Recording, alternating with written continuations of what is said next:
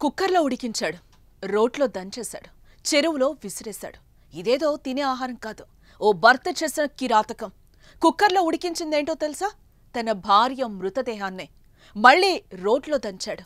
ఆపై ఏం తెలియనట్టు నాటకమాడి పోలీసుల వద్దకెళ్లి ఫిర్యాదు చేశాడు. ఆ దుర్మార్గుడు చేసిన పనిని తలుచుకుంటేనే ఒళ్ళు గగుర్పుడుస్తోంది.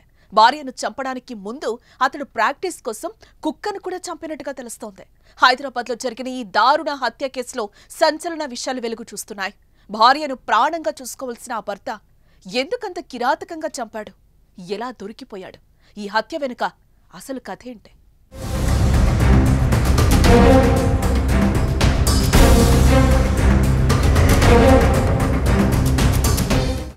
అనుమానం, లేనిపోని అపోహలు జీవితాలను నాశనం చేస్తున్నాయి. మెడలో 3 ముళ్లు వేసి జీవితాంతం వెలుగు నీడలా ఉంటారని అభయం ఇచ్చే భర్త భార్యను అనుమానించి చేస్తున్న దారుణాల సంఖ్య రోజురోజుకి పెరిగిపోతుంది. సగం జీవితాలు అనుమానాలతో నాశనమైపోతున్నాయి. ఈ హత్యకు కూడా అనుమానమే కారణం. ఆర్మీలో పనిచేసి రిటైర్డ్ అయిన ఆ భర్తకు భార్యపై ఉన్న అనుమానమే గొడవకు కారణమై ప్రాణాలు తీసేలా చేసింది.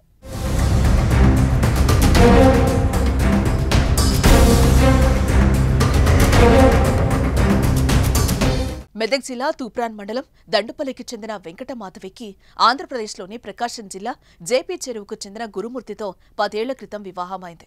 వారి అనుబంధానికి గుర్తుగా 2 పిల్లలు కూడా ఉన్నారు. గురుమూర్తి ఆర్మీలో రిటైర్ అయ్యాక ప్రస్తుతం డిఆర్డీఓలో కాంట్రాక్టు విధానంలో భద్రతా సిబ్బందిగా పనిచేస్తున్నాడు. కుటుంబంతో కలిసి రంగారెడ్డి జిల్లా జిల్లెలగూడలోని న్యూ వెంకటేశ్వర నగర్ కాలనీలో అద్దె ఇంట్లో ఉంటున్నాడు. 10 ఏళ్లుగా సాఫీగానే సాగుతున్న వారి జీవితంలో ఇటీవల కలహాలు మొదలయ్యాయి. అవే గురుమూర్తిలో సైకోని నిద్రలేపి వెంకట మాధవిని కాటికి చేర్చేలా చేశాయి.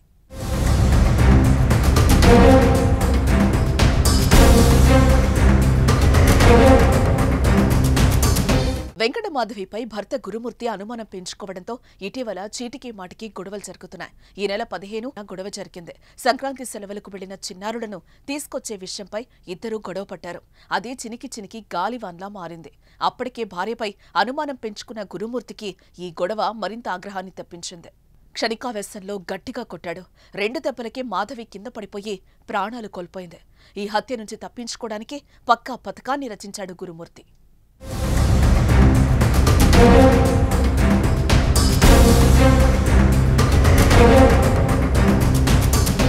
మృతదేహాన్ని బయట పారేస్తే ఏదో ఒకరోజు దొరికిపోతామని భావించాడు.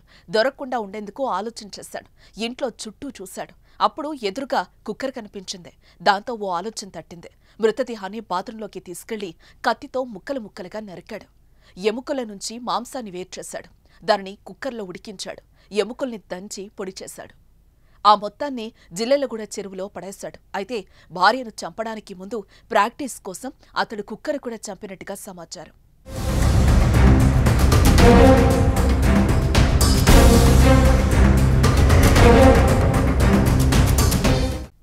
భార్యను 16న చంపేసినా ఎవరికీ చెప్పలేదు. ఇద్దరి మధ్య చిన్న గొడవ జరిగి ఇంట్లో నుంచి వెళ్లిపోయినట్లుగా తన అత్తకు అంటే భార్య అమ్మకు సమాచారం అందించాడు.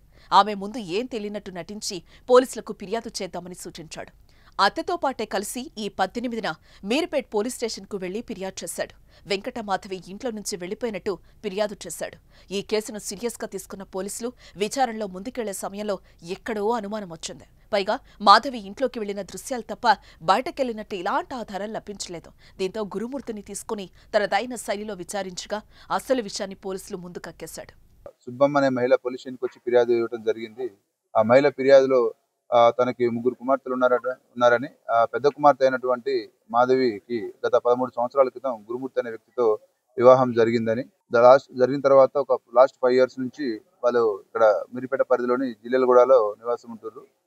గురుమూర్తి ఆర్మీలో పనిచేసి రిటైర్ అయ్యి ప్రస్తుతం మన కంచనబాగులో సెక్యూరిటీ గార్డ్ గా పనిచేస్తుండు.